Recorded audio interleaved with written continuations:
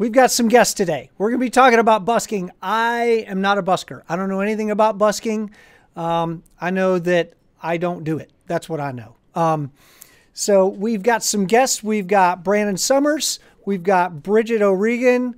We've got Bennet Cerven is going to be joining us. Bennet is going to be dialing in a few minutes. He is in Berlin. He just finished up a show. He's been texting me. Hey, guys, how's it going? Oh, it's going all right. I'm glad to be here, and I'm so stoked to like really have this chat because I feel like busking doesn't get covered enough, and everybody sees us out there. They think we're like homeless and stuff, and you know, it's definitely not that at all. At least for me. I mean, there are homeless buskers, and I'm not gonna take anything away from them, but you know, I've really, you know, like made a career from busking, and I'm just like excited to be on the electric violin shop for the first time. I've been following you all for years, so thank you for everything that you do, Matt and everybody else at the shop. Thanks. Yeah, man. Thanks for joining us. Much appreciated.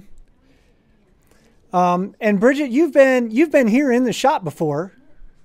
Yeah, that's where I got, I mean, my background's blurred, but that's where I got my baby, my beautiful Viper. And so, yeah, maybe talk a little bit about your experience. How did you get started busking? I got started when I was 12 years old. And my mom is a violinist herself. So, you know, she saw me being bored, of course, practicing by myself in my room. She's like, you know what, let's get you out there. Let's get you out with like maybe a friend or two. You guys practice some fiddle tunes, get money, be out in the sunshine, and, you know, like have a great time. And so from there, it was just like a fun thing to do. Just grab some friends, get some money, get better at violin, and then you know, it just kind of snowballed from there on out. And that was my summer job, because here in Canada you can only really busk from like May until like September, then it gets too cold. I don't know how it is in Vegas. All right, I'm going to go back to Brandon. We're going to talk about Brigit had actually mentioned she only get to busk like a few months a year in Toronto because weather. That's not a consideration in Vegas so much, Brandon, right? I mean, kind of, sort of.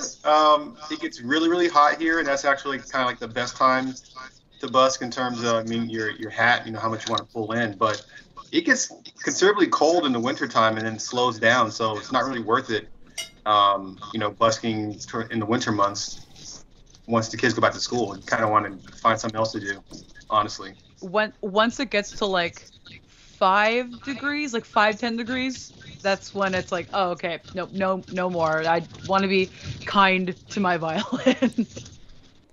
And I've done it before. I've gone out there with, you know, a pair of mittens on and with the fingers cut out, and been a real champ and gone out there and, you know, totally like layers and layers upon clothes and still played. And, you know, I don't want to do that anymore, but I definitely, it's maybe a better person for sure. I complain a lot less.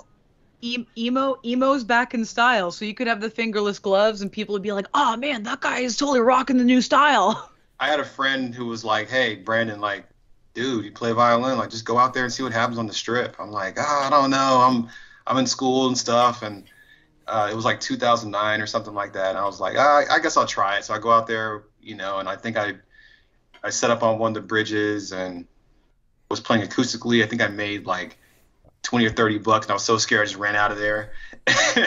You know, but then I came back, you know, a couple of days later, I'm like, yeah, this is interesting. Let me try it again. And then I made like, you know, 50 bucks and 60 bucks. I'm like, oh, this is, and again, I was in my, you know, early 20s back then. And, you know, if you're working at, you know, at Target or like a box store or something like that, you know, you can't make that kind of money that quickly. So I was like, I'll try this again. And then over time, it became pretty consistent and, you know, pretty fun.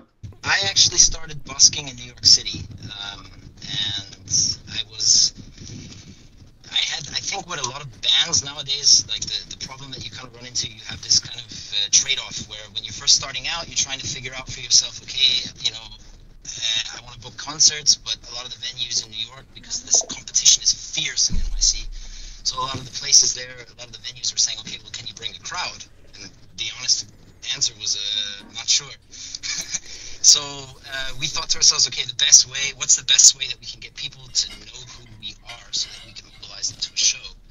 And I saw a guy busking in the subway on my way to work one time, and I thought, you know what, like, why don't we do this? So we took a big sign, wrote our name on it, and I just went out into the street with a guitarist, and the two of us started busking in New York. And we would just put, you know, hey, we've got a concert, come to the show, on a sign. And, you know, that was the way that we started promoting ourselves at the beginning. So for us, for me anyway, it started as a way of promoting my band. And then, you know, we took it and ran with it. That's awesome. You guys may notice that Bennett is bouncing down the road in a van. They just finished a show. We lined up this date a couple weeks ago, and then, as happens with musicians, they booked a show, and he's like, I don't know if it's going to mess up this interview or not. I'm like, we'll make it work. So when you went out that first time and didn't make a lot of money, and then within a month or two, you've sort of cracked the code a little bit on getting paid, what were some of the tips that you figured out, like, this is how I get paid versus how I don't get paid? I will say this. If you play classical music, like, that's great and everything, but most people don't understand classical, and they're not going to appreciate it the way that you might. So maybe learn some pop tunes, put that in your catalog, and that way you have some more relatable music. That way people can say, oh, that's Star Wars, or that's Mario, you know, and that's what will grab people's attention, because they're walking by you. They're going from, at least in my case, they're going from one casino to another casino, so they only have just a split second to stop and listen. And, you know, if you get their attention, they might throw a buck or two in there, and sometimes a $20 bill, you know, but you have to play something that's kind of relatable. My experience, like the thing that's got me the most money was dressing up in cosplay and standing outside a Comic-Con convention and just like watching people who come out of the exit door, because of course you're going to a convention, you're going to have cash. And I think my biggest strength is that I think it like half revolves around me being a female busker, because I can yell at people's children and it won't look a certain way. I can be like, hey there, how's it going? Spider-Man, come on over here. I'm going to play a song for you. And then people will be like, oh my God, please just take my child. I'm going to go over there. Like, people will leave their children with me. But yeah, the more theme songs you know, the more people you can trick into giving you some money in the best of ways. Of course. I did a quantitative analysis one time, if you could even call it that. I sat myself outside of a baseball game and just played Despacito and Frozen. Only those two songs, Let It Go, Despacito, and I played those two for hours, and I got $300. Because people were either drunk and excited to hear Despacito, or they had like kids, and I was like, hey, do you want to hear Frozen? They were like, oh, take my child, I'm gonna go get a hot dog. Hey kids, listen to Frozen, whatever, go. So hey Brigit, what kind of gear are you using when you go out there? Yeah, it is currently illegal to play amplified in Toronto. And I say illegal because there are plenty of folks who are doing it. But you know, you risk getting like a $200 fine. But I've found that since the pandemic, they've kind of been a bit more lenient with that. You know, either way, I usually just go out and have my acoustic violin, to be honest, like super lightweight. Yeah. What about yourself? You have some gear? I mean, I started off playing acoustically, but I realized quickly that once you introduce your backing tracks, and you can really kind of, play along with the melody with your, your instrument, then the tips really start pouring in. I was like, oh, this is the way to go. It's a whole other level. Well, which songs do you do that really tend to rake in the money that aren't Despacito or Frozen? Well, once I went to, playing amplified, and I usually use a Roland Street Cube. So once I started going amplified, I would play songs like definitely stuff by like Kanye West would get the crowd going. Anything by Bruno Mars would get the crowd going. Alicia Keys, all that kind of stuff. So I like to play like pop and R&B covers. It's kind of my thing. So each one of you, as far as like where to find places to play, what's the sort of, if you're driving around town, you're like, oh, what are you looking for in a place to play? If I'm playing unamplified, I'm playing acoustically, I'm looking for a place that's going to contain the sound. So if you're playing next to a street, probably a bad idea. All those cars going by, unless it's a place that doesn't have vehicular traffic, it's only, bikes and pedestrians. That's a different thing. And there's a lot of places in New Orleans that are like that. But in Vegas is a car city. So if you want to play somewhere, try to find, sometimes under a bridge, on a bridge, in an alleyway that can keep that sound in, because otherwise it's just gonna get lost in the, I guess, cacophony of street traffic and other amplified music that's around you. Okay, that's a great tip. Brigit, how about you? What do you do to scope out places to play? Yeah, usually I find where other buskers are playing, and then because if they're playing there, it must be a pretty good place. And I find in Toronto there's like a pretty like tight busker community, and they have kind of like their turfs, I guess.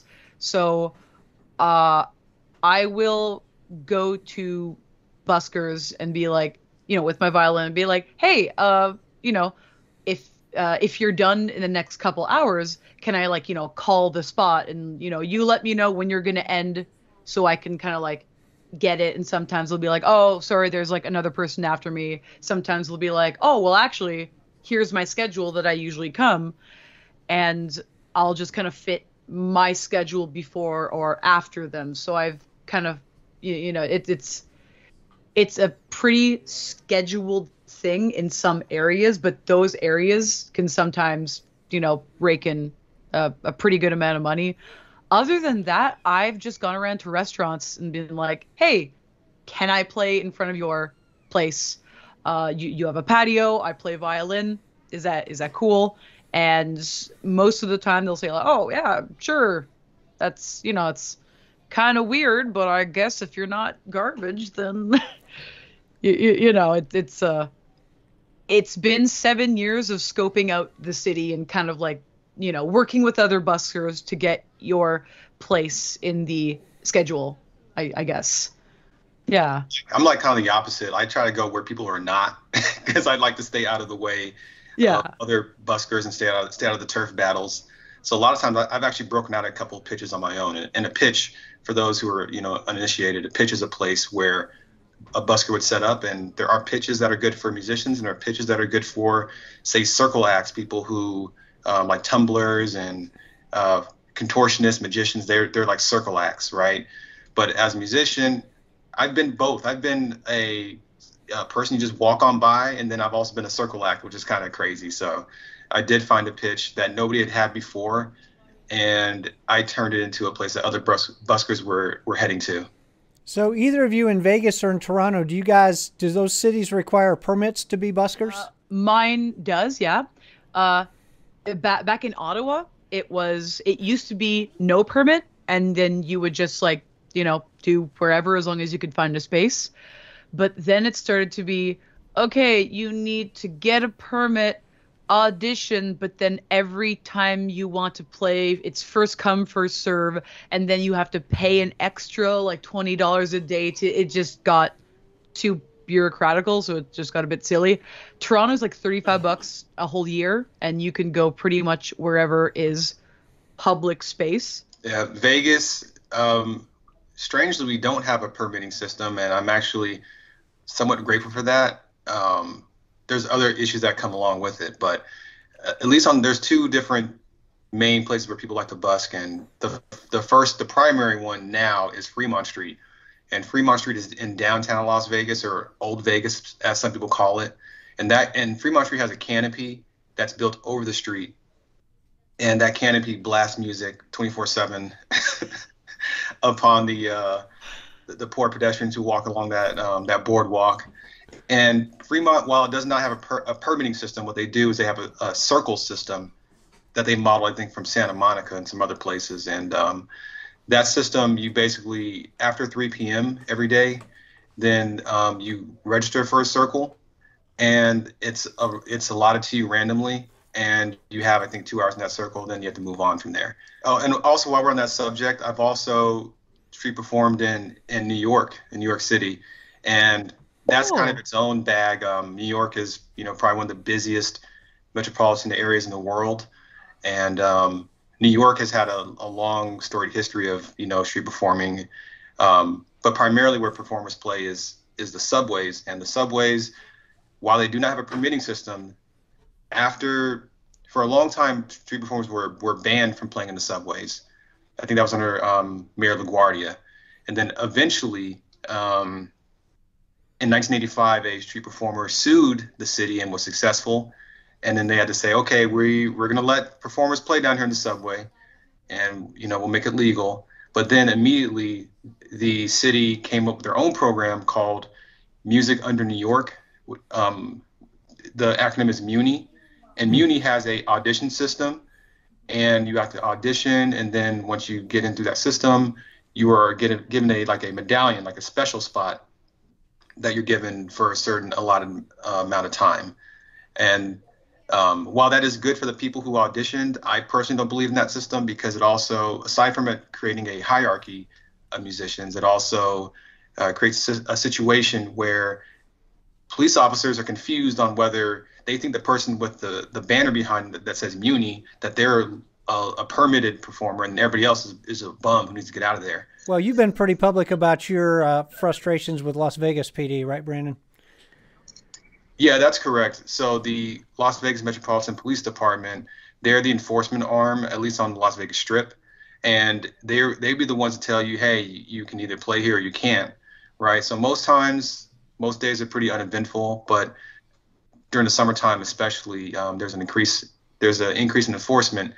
And sometimes police officers, they might stop you and say, hey, you can't be up on this bridge, or you can't be on the street. You're blocking pedestrian flow. And my personal story is that I've been arrested twice for street performing, just playing my violin on the bridge, both amplified and unamplified. I've been, arrested for both of those situations. There's been a misconception that performers are not allowed to be on the bridge, and it hasn't been communicated properly. So police officers have not only, arrested myself, and they've also arrested other performers and given them citations. And the real nasty thing they do now is they'll arrest you and then, put your instrument in the impound vault so that you can't have access to it for 3 months or longer. Oh. Yeah. And, thankfully I have some assistance from an attorney who used to work for the ACLU, the American Civil Liberties Union. And we just settled with the police for $100,000, and that most of that money's in my bank account to this day. So that just recently happened. That's awesome. But man, it was a grind to get there. I remember reading your stories about like how big a pain in the butt that is. Yeah, I mean, people say all the time, I'm going to sue you, or I'm going to sue this entity or this municipality. It's not easy to sue anybody, really, and especially it's not easy to sue the police department. I mean, crazy story. You can read about it on Busk LV. Busk LV is the website that I run to help performers out in Las Vegas. So if you go to busklv.info, you can find all the stories about all the stuff that's happened in Vegas. Much better. old school style. So the camera's off, but the phone is to my ear. It's awesome. Yeah, perfect. I'm circa 2000. Wow, Brandon, that is a crazy story, man. Bennet, I wanted people to know you've busked all over the U.S. and Europe, and you've had some videos go viral and all kinds of stuff. You guys crush it. Thank you. Yeah, we had a video. Yeah, back in 2016, we had a video. We were playing in Strasbourg, which is now one of our favorite cities. And they have this really gorgeous Gothic cathedral in the cathedral square. And we were playing right around the winter market. So in Europe, the cities are a lot older, and the history plays in a beautiful. Here, there's a gorgeous history of people doing things in the street, and so like a lot of these older cities, they have these old town squares where there's incredible acoustics and where you can really. You don't need to make a lot of noise to really grab the square, and on that particular day we were playing from this gorgeous cathedral, some girl took a video, and yeah, like 100 million views later, it kind of changed our lives. Yeah, what if you were going to talk to somebody about who's just getting into busking and they want to do this? What are some tips you'd give them? Just start. Yeah, just start. Just go out there and do it, honestly. Just find a place, start, and it doesn't matter if you have like sheet music in front of you, and like if that is your comfort level, if that's going to make you get on out there, it doesn't matter if you're just like buried in sheet music and that's where you start from, because that's fine. You know, eventually you're gonna, you know, like put the sheet music down and down and down. Eventually you might not even need that sheet music, because it is scary to just put yourself there and have people look at you and be like, oh wow, is she homeless, or like, like this. It is very vulnerable, but just get on out there, bring some business cards, like dress appropriately, bring some business cards, and go with a friend maybe, and just have a dandy good time. Yes. And Yeah, also, totally like, agree. one argument for it is it makes you a way better performer, man. Because if you can get somebody to stop on a busy road, then you have to earn that crowd. Yeah, they're not there in a concert hall to see you. You've got to earn your crowd. So it makes you a much better performer when you play on a busy road and pull a crowd. So practicing like that is the best practice you can have for a stage ever. Yeah.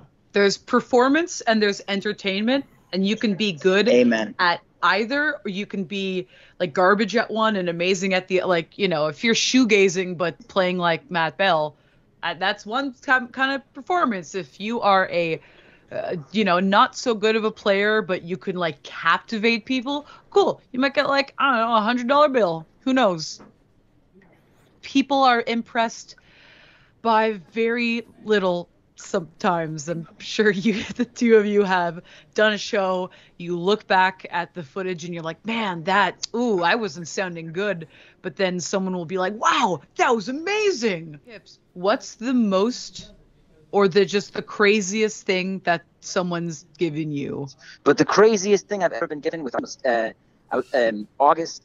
One night, in August, I was playing with my band in Italy, and we had this magical night. Everything was working. The spot was perfect. The weather was perfect. The crowd was awesome and engaged. People were hanging out of the windows. It was super romantic. And there was an old man that came up to us after the show, or after the performance, and he told me that he had lived in Verona. It was in Verona. He was like, I've lived in Verona my entire life. My father was an artist, and he handed me a painting that was dated 1896. And he was like, this was made by my family, and I want you to have it. And that for me was like, it's still like a thing I cherish. And when I look at that painting, whenever I'm having a bad day, I look at that and I'm like, yeah, like I moved someone enough to give me a family heirloom. That's crazy. So this, I think, was the thing that touched me the most. What's the craziest tip you've gotten, Brandon? I'm in Vegas, so I gotta try to keep it appropriate for our audience.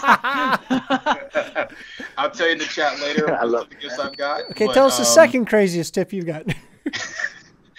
Also not appropriate. But I'll say one of the best things about busking is the tips are great, right? But I've also got some amazing opportunities. So somebody puts maybe not a tip in my jar, but they'll put an opportunity in my jar. So, for instance, I met a couple who are from Ely, Nevada. And Ely, Nevada is a Mormon town that's 3 hours away from Vegas, 4 hours away from Salt Lake City, Utah. And they said, hey, we love what you're doing. Here's my business card. We'll get in contact with you. And one day we'll bring it to Ely, Nevada. And I was like, yeah, whatever. People say a lot of things. And then, 2 years later, here they are. And they said, hey, you want to come to Ely, Nevada for 4th of July and play for our whole community? So to me, that's one of the best tips I've got, is just the connections and, being able to travel, the country. That's awesome. And how about you, Brigit? What's the greatest tip you've gotten, or craziest tip? Busking at the Pride Parade got me just straight up $500 from one person. They were just like, it was 3 a.m. They've been drinking all day and all night, and they're like, "Ah, man, you played Lady Gaga and Ed Sheeran. Ah, here you go," and just $500 bills. And they were like, "Here you go, bam." I was like, "Oh, well, heck." Second greatest tip was, again, that I can say is not an illicit substance that someone's given me that is legal here but not legal in other places, has been just baseball tickets. I was busking outside a baseball game, and like this mom and her kid come out, and they're like, "Hey, the game's about to start, but like, you know, my kid's feeling sick. Here's 2 tickets if you want to go on." So I like called my boyfriend. I'm like, "You want to see a baseball game? Because you know, I just got tickets." So it was like, you know, $200 tickets just front and center, and you know, we got a date as a tip, so that was super cute. Yeah, maybe talk a little bit more about the differences between busking in the US and busking in Europe, since you've done both. Well, I think Brandon kind of nailed it with the US. Like, one of the things that I love, I mean, not to knock on American cities, but one of the terrible things about American cities is almost all of them are vehicle cities. You really need a car to go anywhere, and there's a lot of street noise. So the type of performance that you have to do and where you play is really, you have to be very boisterous and loud and kind of aggressive to grab people's attention. Yeah. And so, like, you know, in New York or in Boston or in Chicago, like in these cities, like when we would go busking in those towns, like you really have to be present in order to grab people. And I find that like we play like every song 20 BPM faster because we're just aggressive trying to get people's attention, which works, but you have to really fight to earn attention. And, you know, in a lot of European cities, there's a lot of pedestrian areas. You know, Europe is banning cars in a lot of cities here. Like, you know, by 2024, a lot of cities are going to be like diesel free. And so, like, as a result, there's a lot of pedestrian areas that you have, and it makes busking different. You can get away with more. You can be more subtle. You can be more beautiful. You know, and it's a little easier to build a crowd, I would say, actually. So I think that's, like, for me, the main difference. And of course, like, I'm a history guy, so, like, you know, playing in these historical places is somehow very romantic to me. So when we were in Toronto, we played in Kensington Market a few times, and that kind of has a European feel sometimes. Like when the market is on and the street is closed, you can play there, and that's really a great place to play. I haven't played there just because I find that's the place where people will try to start fights with me the most, or have tried to take their hands and grab my money and run away. So myself, myself and I, since I usually busk solo and not with a band, I usually don't busk there. Otherwise, absolutely great place to play. Yeah, no, I think that's a fair point. Like, you know, I'm always there. When we go busking, we're a crew. Yeah, we're 3 in a crew plus manager, and like, and so for us, like, we don't really have a lot of fear, because like, who's gonna, you know what I mean? Like, here. Yeah. Unless you really are going to start like a turf war, which we're from out of town. So everybody kind of leaves us alone. We come into town, we play, you know, 1 hour in a spot, and then we thanks, you know, and then we leave. And as long as the territorial guys are kind of look at us like, all right, you know, we'll let you have this one, you know, and then it's like, cool, see you later. Like, so yes, Bennet, you're more of a traveling busker as opposed to a busker that kind of finds a home base and sticks around for a couple months at a time or years. Yeah, well, I mean, we did that in Berlin, like our home city. I mean, we did that for a while. Like, I was busking in one city at a time per month, you know. So we would hunker down in the city. We would basically, like, we started in London. Well, we started in New York, yeah, and then we like saved up money, bought the plane tickets, went to London, rented a flat for 1 month in London, went busking for an entire month, got as many opportunities as we could, playing open mics, doing what we could. And then basically we saved up enough and we took a plane to Ireland, and we did it 1 month in Ireland, the same thing. and then from there we flew to the next city 1 month. So we always had enough like to rent the flat and then just get out into the street and just get our hands dirty. And that was the point. It was like always, hey, follow us on social media. Hey, here's our CDs, here's our this, and that was really the way that we got our band moving. And now we do busking more either for fun or to sell tickets. So if like we play a concert in London and we go 3 days before, we'll go busking like those 3 days before the show to get the last tickets in so that we have a full show. So you guys have all mentioned like different opportunities that have come from busking. Have you gotten a number of other bookings from busking, all of you guys? Yeah, my whole life. Like I owe everything I have to busking, basically. Every concert we've ever played, every festival, like it's somehow come from a contact from busking. I think my whole life has come from the street. I mean, it's without question. Yeah, I mean, that's the same for me too. I mean, my music career, I mean, basically I had no idea I was gonna be a professional musician. I was kind of I was a math major in college, and I really struggled higher in the higher levels of math. And when I, was in the in between of working and trying to finish my college degree, I just relied on busking to, support myself. And that's what turned in. I started going from more of a academic and career track to a music track. And I'm like, well, I'm paying for school with busking. I might as well just keep going, right? So then that has turned into, private events and corporate events. And then, that's kind of how I've navigated my career as a musician. Yeah, I got some of my first weddings as like, a 12, 13-year-old from busking, just, with of course my parents didn't just like put me on the street and like leave me. They were kind of like, at the cafe over there just chilling and, had business cards. And then I formed my first quartet from that. And then my quartet went busking. And then, and just coming to the new city of Toronto, the big city, lots and lots of work came from busking. And so somebody had asked, Akiva Wax is on here. He had asked if you guys, like, are you using tracks? Are you using looping? Do people really understand looping? Are you playing unaccompanied? I know Bennett's playing with a band. What about, like, Brandon, you've mentioned that you play with tracks. Brigit, do you do both? Unaccompanied, tracks, looping? I'm trying to play more with tracks this year. Again, I'm still like feeling out like how strict the police are, because again, I don't want to get a fine, but we'll see. I might be able to do it with tracks this summer, depending on if I can get like a partnership with a restaurant or two. But for now, it's just me on my acoustic. Yeah. And I hadn't really, I'm a decent sized guy, and I'm a guy, and I'm not a busker. So I had not really thought about like the security issue of being out on a sidewalk with a bunch of cash laying in a thing in front of you. I assume pretty much everybody has been subject to robberies or robbery attempts. Just one time. And I learned my lesson.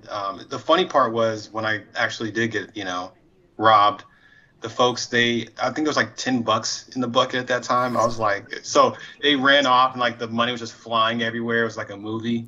And then from that point on, I put concrete in the bottom of the bucket, and that was the base layer of the bucket. So, but since then, nobody's tried to do anything, funny.